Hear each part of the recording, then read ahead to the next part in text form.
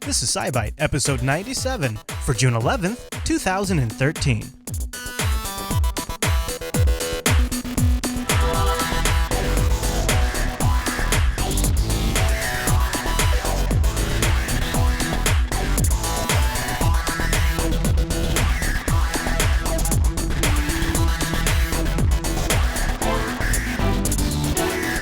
Hi everyone, and welcome to SciByte, Jupiter Broadcasting's weekly science podcast, live Tuesdays over at jblive.tv, and then available for download in your favorite podcast catcher and on jupiterbroadcasting.com.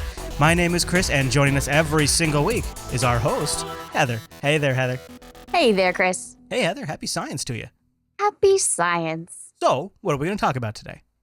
Today, we're going to take a look at CoQ10 and your heart, a new multiple sclerosis treatment, smart Legos, exoplanets, curiosity news, and as always, take a peek back into history and up in the sky this week. You know, that is so fantastic. I'm looking forward to the first news story just because I think neither one of us are going to be able to pronounce it. So let's do the news.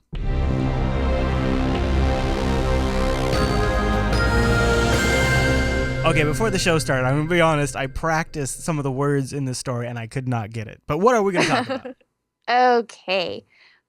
See, I really felt like I knew how to say it, and now I don't. I'm sorry, I messed you up, huh? I psyched you out. Well, you can blame me now, and that's cool, and I'll take it. I'll take it, my fault. We'll call it CoQ10, because that's what, you see it on the commercials. Yeah. And they actually shorten it that way, but it's coenzyme Q10. Okay. Here on out, CoQ10. CoQ10's way easier, yeah. Yes. So there's been a multi-center double-blind trial of this, which means double-blind, which means neither the doctors nor the patients know what is the real drug and what's the placebo. And from that, they saw that it decreased all mortality by half in heart failure. Wow. So, and it's that would make it the first drug in over a decade that would actually improve heart failure mortality. So, this CoQ10 enzyme actually occurs naturally in the body. It actually is an electron carrier to mitochondria, which is it makes the cells go. It gives them the power. And it produces all this energy. It's an antioxidant. And they've actually been able to see, that when heart muscles of patients have, this heart failure, these levels are decreased. So they can see, the lower the levels of that, they see more severe heart failure symptoms. So, this study, they actually saw that they did, 420 patients into two groups, whether they either got the CoQ10 or the placebo, and followed them for about 2 years. And the endpoint being where you had some major adverse cardiovascular event. MACE. They even have an acronym for that. Some sort of unplanned for hospitalization due to worsening of the heart failure, cardiovascular death, urgent cardiovascular transplantation, all of these major events. They said, okay, you either go for 2 years or to that point. And it actually halved the risk of that with the CoQ10. So 14% of the patients reached, an endpoint before the end of the 2 years, had one of those events, versus 25% of the patients in placebo. So it went from 14% to 25%. And it actually had the risk of dying from all causes. So it was only 9% of the patients with CoQ10 and 17% of the patients in the placebo group. 17%. Okay. So you had, and because it's a naturally occurring substance, it's safe, it corrects it's all it's doing is correcting for a deficiency in the body. It's, blocking some metabolic cycles in chronic heart failure. And because of that, it doesn't have any of the side effects that other heart failure medications have. Huh. So, this is the first time since ACE inhibitors and beta blockers that were a decade ago that we've actually had something that works for it. And Samuel from the chat room asks, what is the margin of error? In these kind of studies, I'm not looking too deeply because that would require a lot more biological science brain, and that would take up a whole bunch of time. But generally, it's all these are just straight up out of the 420 patients, it's directly percentages. They're just going straight. These ones lived, these ones died. Or they had some sort of problem. Had some sort of event. Mm-hmm. It was just straight up that. It's, with 420 people, they don't say that they don't give a margin for error specifically. And so it actually is, sold as an over-the-counter food supplement. Oh, really? Yeah, I mean, I've seen it. I've seen commercials for it where it's, but, as always, we here on SciByte and Jupiter Broadcasting suggest you consult a doctor before trying to medicate yourself with any and or all things talked about on this program. Okay, so I have my little commercial robot right. there. Disclaimer made. But it was really interesting that there was, because I'd seen this kind of a thing on, vague terms and saying, hey, CoQ10 is good for heart, it's good for this. But this is actually a study that went, made a more direct analysis of the whole thing. And I think it's pretty encouraging whenever you cover something that's natural, something, it's already in the body. So there's, with like you mentioned, the reduced side effects. I didn't realize, it's funny how these things sort of exist and then they find new uses for them. Yeah. That's a good thing. That's a good thing. Yeah. And I mean, I've had multiple family members with various heart conditions. Both of my grandfathers had quadruple bypass. They've had angioplasty. They had all sorts of various leaks. So anything that's also, heart things, I'm very keen to notice those. I'm also like, hey, look at that. Yeah. Yeah. I think it affects a lot of families. A lot. Yeah. So that's awesome stuff. Heather's got more information about that in the show notes. The first drug to improve heart failure mortality in over a decade. That's a pretty big deal. And she's got a link to medicalexpress.com where they go into details. And I just did a Google News search while we were talking about it. Tons of sites now are writing about it. So it's getting out there. The news is spreading. So that's cool. Speaking of spreading the news, Father's Day is this Sunday. This is your official last-minute warning from the Jupiter Broadcasting Network, a little public service we do here for you folks. And I just want to remind you, when you go over to the Jupiter Broadcasting website, scroll all the way down to the bottom, and you'll find links down there for Amazon, for Netflix. Oh, Netflix for Dad. That's not bad. Newegg, ThinkGeek. Oops, something funny at ThinkGeek. Best Buy, Audible. Not a bad way to go. And also extensions, so you can just tag those sites and more sites whenever you be shopping. And don't forget that.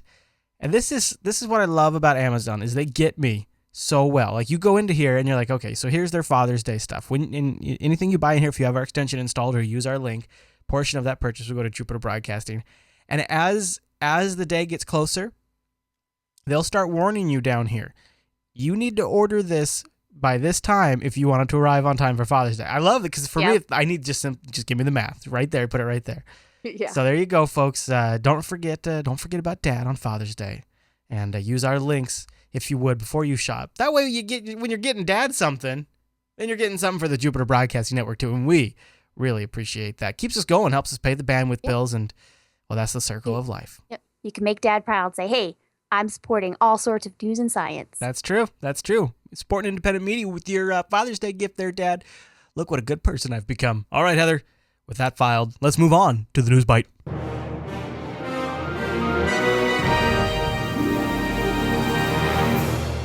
Okay, what are we covering in the News Bite? All right, some more medical news. A phase 1 clinical trial has been gone through this, actually doing a treatment to reset the immune system of multiple sclerosis patients. Oh, wow. It's actually showed it to be safe, dramatically reduced the immune system's reactivity to the myelin, which myelin is the insulating layer around the nerves, the spinal cord, the brain, the optic nerves. Right. And in multiple sclerosis, your immune system decides that layer is evil and it must attack it, like it would a cold or anything else. So that leaves it open, and just like if you have a cable that has frays and there's open wiring or things like that where the insulation has been peeled back, You might not get good signal. You might not get any signal. You might get, spotty signal. So that's kind of the same thing that happens on a very, very basic, looking at it ratio. It's that you can range from mild limb numbness, paralysis, blindness. But what this does is actually, current therapies suppress the entire immune system. Okay. Just like, fighting, often happens in cancer things, where you kill off the entire immune system. Yeah. To reduce the fact of that attacking the myelin. But yeah. it also increases your susceptibility to everyday infections and actually can increase your chances for cancer. But so it makes you incredibly susceptible to all types of, all of these things that you need your immune system for. So what this specifically is doing is it's taking out the patient's white blood cells and it's taking a whole bunch of those out. And then it injects up to 3 billion of those with myelin antigens. So it just like a whole bunch of these white blood cells that they've taken out, put in these certain antigens into them. So it doesn't necessarily stop the body from attacking it, but it's like arming the other side. Yeah, kind of. So I mean, it goes through and then it hits the patient's body, and it's able to give them an immunity against that. So okay, so it is sort of you have an immunity, not so much a virus versus virus thing. No, let's say you have a allergy to bee venom, and they can go through and they can make that's an overreactive response to that from your body's immune system. It says, "Oh my goodness, go into crazy overdrive mode in a bad direction." What this is doing is it's saying, "Hey body, hey immune cells, knock knock knock. You don't have to freak out that much." So this is teaching the body that that the myelin is not a foreign substance. It does not need to be attacked. Right. So in doing that, they did the treatment. Now, it really was only 9 patients, so totally not statistically available for, an overall treatment schedule. But with the amount of response that they had, it makes them hopeful. It looks like they've also done some research on mice. They have. So they did a lot of the early testing. So they've done it on mice, and now they've even done it on some humans. Yep, and it's it has a lot of, they've tested the safety, the tolerability, and there was no adverse effects to the MS patients. And in fact, it didn't affect their healthy immune system. So their immune system still reacted naturally as it normally would to, things. And they actually did another test where they had, some of them had tetanus shots before they received the treatment. And then after they received the treatment, they went back and tested, are you still, immune to the tetanus from that shot? Seeing sort of a scatter shot. Hey, did the immune system, something else that the body has been trained to ignore, trained to do something to, does it still have that response? And it did. So it didn't affect any tetanus shots. It didn't affect the natural immune system. But it was teaching the body not to attack the myelin. That's really awesome. Wow. Like Tannen's asking, we have information on all of that stuff in the show notes too. Heather has links in there, and including a video to it. I think that's the way you put it's great. You're sort of reprogramming the body to learn not to attack that, and that's brilliant. Yeah, and they've actually seen doing the white blood cells, extracting them does cost. From what I see, is not cost effective. But there is another study going on that's doing nanoparticles instead of the white blood cells to essentially deliver the myelin antigen at the same thing. And it's cheaper, more accessible to the general population, and it's looking to be just as effective. Interesting. So, nanoparticles, way of the future. That's incredible. I mean, that sounds like Star Trek right there. Yeah, but I've known people with MS, so this is really something like really exciting to be able to say, hey, this is a treatment that is actually working on the small scale. Let's see if it works on the future scale. It's Yeah. not Yeah. affecting overall immune capabilities. Absolutely. Yeah, that's awesome. That's an awesome benefit. The immune system. Yeah, Awesome, Heather. All right. So, are you ready for the 2-Byte news? I think so. Hit it, band.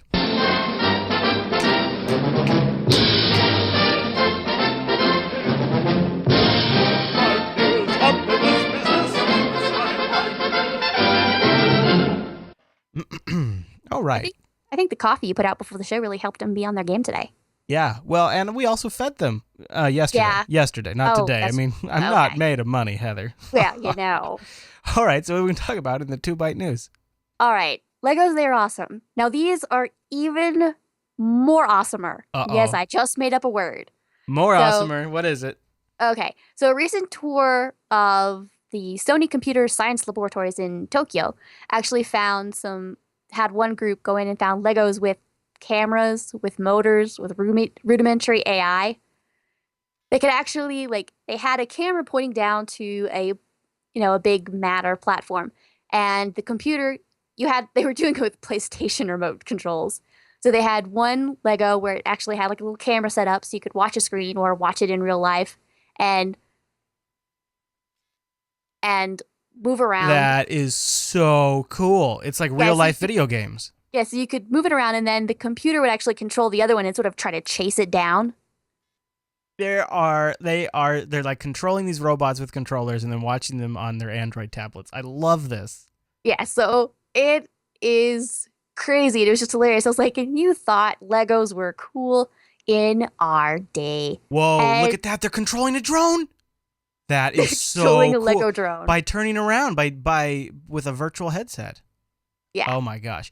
Yeah, and then at WWDC yesterday at the Worldwide Developers Conference Apple put on, they had these guys come out and demonstrate controlling a bunch of mini vehicles with like iPhones or whatever. So this is going to be big, huh? This is the direction that a lot of gaming's going.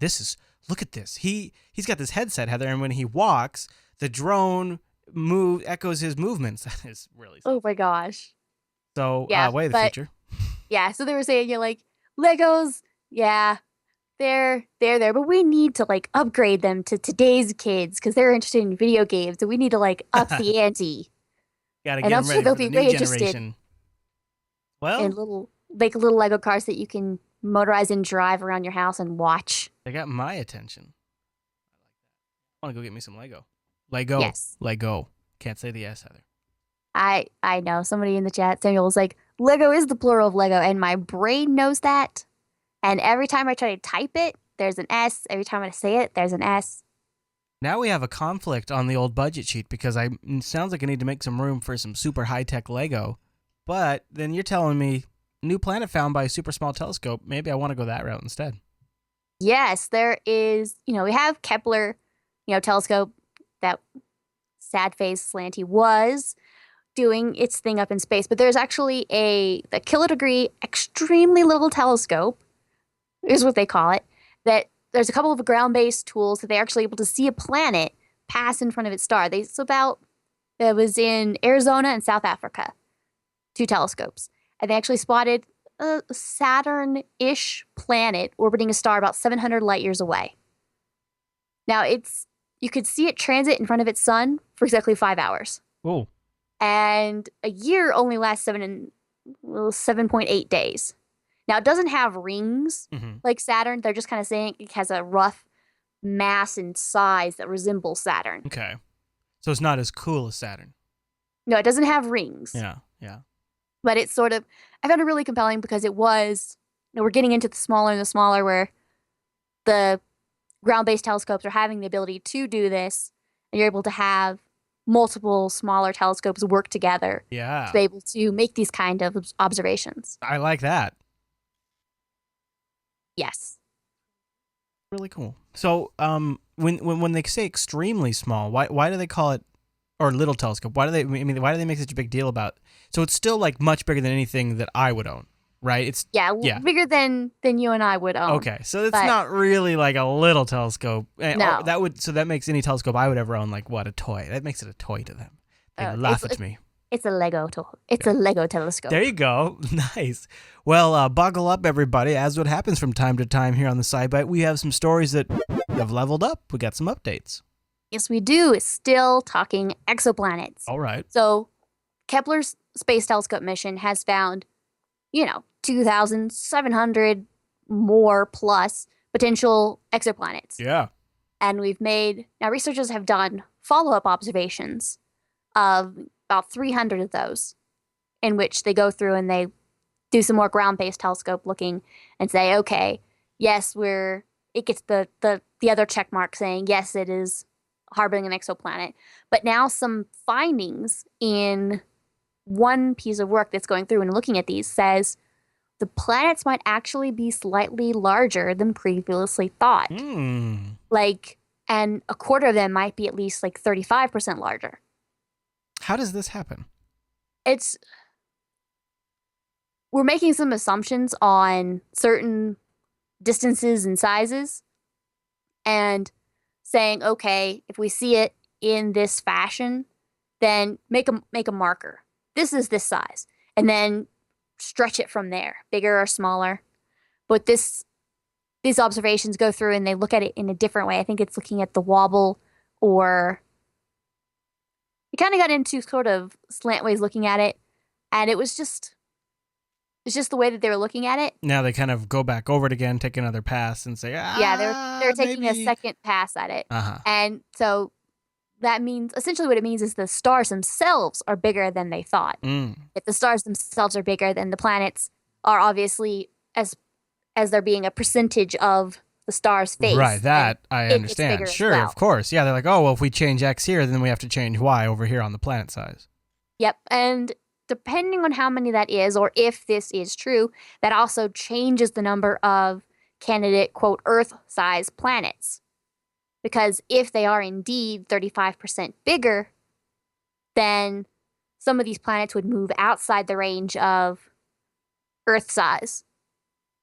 If you're making, a third bigger, a little more than a third bigger, then, so now it's kind of going back and saying, okay, what percentage of these stars are bigger than we thought, which means what percentage of those planets are bigger than we thought, and then trying to figure out a new way to have the ruler out there and say, okay, this is going to be this big, this is going to be that big. So we can kind of narrow it down. And I'm not 100% sure that this study is actually going to pan, that it's 100% right, but it is fairly compelling. So seems like we could just save ourselves a lot of time and a lot of hassle if they just built themselves a starship and then sent me out there to find out what's up.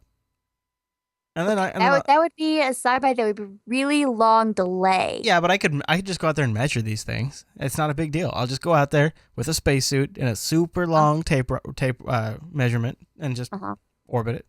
No problem. Yeah, the exoplanets we were just talking about was 700 light years away. So I don't know what you're going to do for the next show. What is that? Unfiltered, Tech Snap, Faux Show. That they might be slightly delayed. You might want to update the schedule on the website. Yeah, I'll just keep everybody updated on the jupiterbroadcasting.com/calendar. Okay. Well, yes, we'll see. All shows delayed due to Chris wanting to travel to... Due to Chris traveling the universe. Yes. Back in a few thousand years. Well, I'm still workshopping, as they say in the biz. I'm workshopping that, Heather. Hey, but you know what I was thinking? What? While we're up in space, what do you say we shoot over to Mars and do a Curiosity update? Let's go. And liftoff of the Atlas V with Curiosity. Touchdown confirmed. We're safe on Mars. It's a Leo. Wheel over there. There is a wheel. So, Curiosity rover back in action, right? Yes, we've been back in action for a little while, and we've actually started a new phase of the mission, sort of.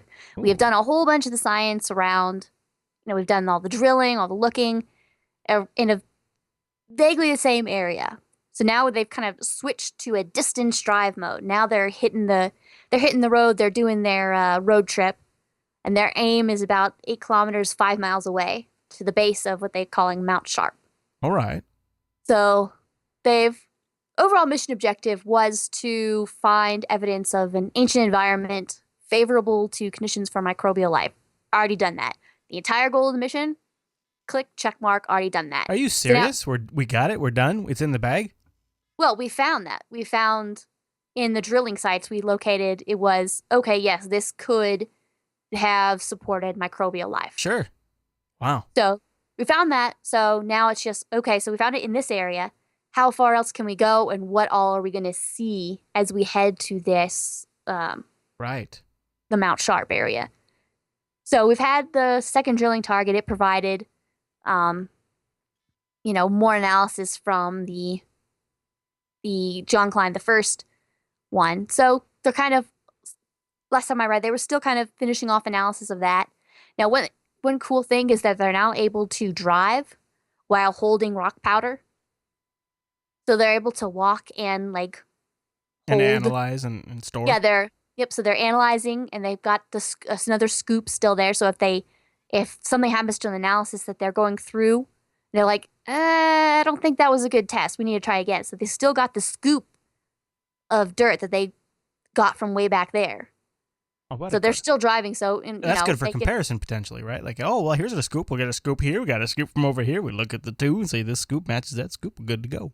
Well, it also lets them start going. It's, you have, a cup of water or something that you're wanting to test, and you can fill up that cup. You can start the test. And then you can have another cup that you're just kind of holding as you're walking to the next location. Mm-hmm. And you're still able to test as you're walking, or as you're, a half mile down the road or whatever. You're still able to test what you took from back there. So it gives them another additional sort of way to not stay in this one position too long. Yeah. Keep on moving. Yep, they can keep on moving. They've got, now the first drilling event took, each step that they took more than a day.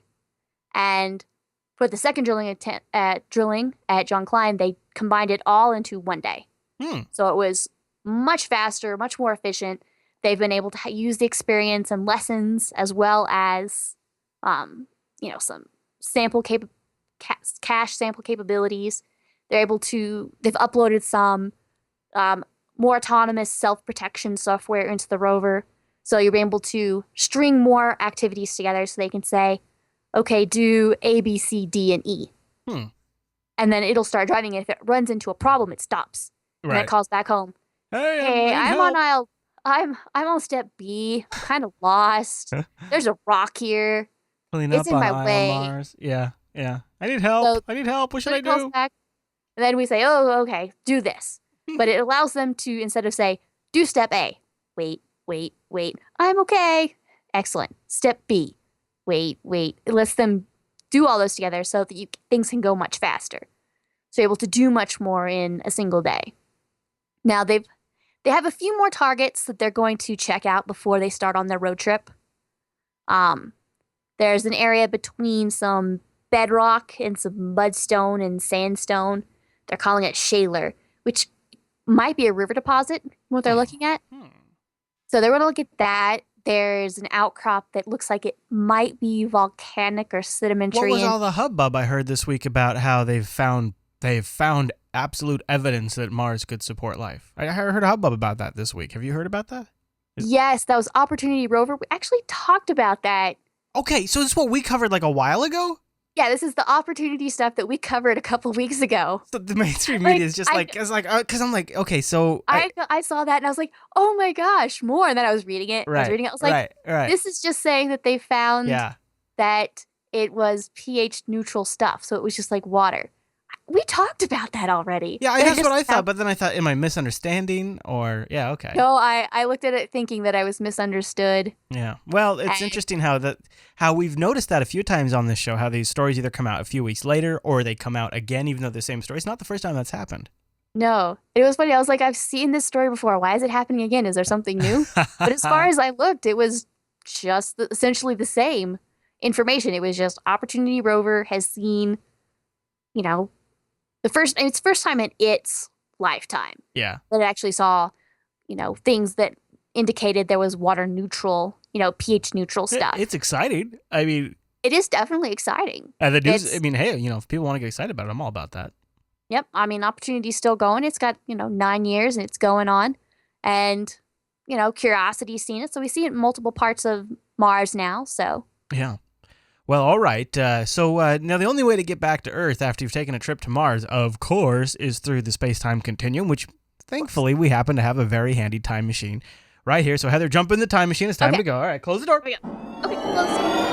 This time I got All it. right, here we go. I got the batteries charged up, and this seems to be ancient history, Heather. 30 years ago, June 13th, 1983. What happened this week in science? Oh, not so ancient, but Pioneer 10, which was a probe vehicle, actually crossed the orbit of Neptune, became the first man-made object to, what this article was saying is leave our solar system, but essentially, since Neptune is now the last planet, it was the first one to leave all the planets. So, launched in 1972, just straight line, beelining it, and Getting there as fast as it can. fast as it could. Where's it going, Get though? across the Neptune. Where's it going to end up? Do we know? One, What's the goal? the goal was essentially the same as the Voyagers. Yeah. Was to hit the outer solar system, take pictures. Let's see. Do some 30 science on years. the edge. Yeah, in 2002, it actually made contact with it. It was at a little over 7.5 billion miles, and it was a 22-hour and a half round trip for the signal. That's speed of light. 22 hours. Wow. 22 and a half hours. Wow. But so it's still working. It's still going, at least from 2002 when we last spoke to it, I believe. But kind of funny and odd. It launched in 1972. Right. Crossed Neptune's orbit in 83. Okay. Now, 5 years after it launched, Voyager 1 was launched. And that actually overtook Pioneer 10 in 98. Because of the So slingshot, you got a little ride on the slingshot. Yeah, the slingshot made it go fast. Even the probe we're sending to Pluto, New Horizons, Mhm. and it's the fastest thing we've shot off. It's nuclear, some nuclear propulsion, and it's gone faster than anything else we've had. It will never catch up to Voyager 1. Just because of the Head start there. the head start and the speed at which the slingshot gave it. Oh yeah, sure. So Pioneer 10 had its so in 83, 30 years ago this week, it had its moment of the sun, being the farthest, actually surpassing Neptune's orbit, and it ruled the farthest man-made object until 98, which then it came second banana. But 30 years ago this week, it actually crossed the orbit of Neptune, as they say, leaving all the current planets of the solar system. We call that a long race. That's the long race there, Heather. That's what that is. Yes. All right. Well, I'll recalibrate the SciByte 2000 so that way we can look up into the sky this week. Alrighty. On Saturday, June the 15th, about 45 minutes after sunset, look to the northwest to see Mercury and Venus. Now, this week, in total, the Mercury and Venus they'll be in twilight, low in the west-northwest horizon. Mercury will be starting to fade out this week. It'll start being dimmer and dimmer. And so they're hanging out there. Mars and Jupiter are hanging out in the glare of the sun. So we're kind of chilling. Mm-hmm. Or baking in the sun, maybe. Yeah, baking in the sun. Mm-hmm. Saturn, you're going to be able to see in the evenings in the south with these giant blue-white star Spica. And so look to the south, you'll see two bright stars. Got Saturn to the left and Spica to the right. Right on. Very good. All of that, of course, outlined in the show notes. Just go to the bottom of the show notes for episode 97 of the SciByte program. And Heather even has a handy visual guide embedded in the show notes for you. Now, yes. That is perfect. That kind of lets you know exactly what you're looking at. Very good. Well, Heather, I believe that brings us to the end, doesn't it? I think so.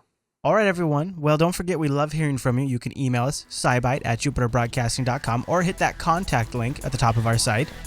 And don't forget, SciByte's live on Tuesdays over at jblive.tv, 7:30 p.m. Pacific. Heather, thanks for the great show. Thank you. And thank you, everyone, for tuning into this week's episode of SciByte. Thanks to our live chat room for joining us, and we'll hope to see you right back here next week.